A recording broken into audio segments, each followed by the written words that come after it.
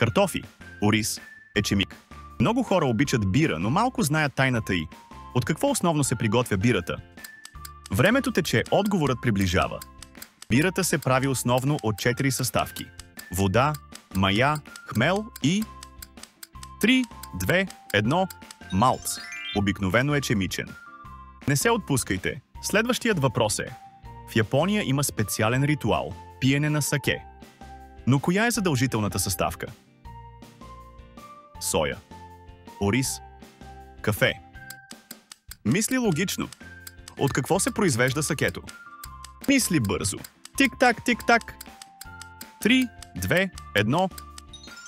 На първите 2 въпроса получихте верният отговор от мен, на последният вие сте наред. В Мексико има растение с сочни листа, което се превръща в световно известен алкохол.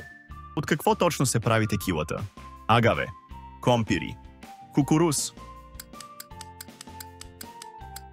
Жирафчета, кой е верният отговор?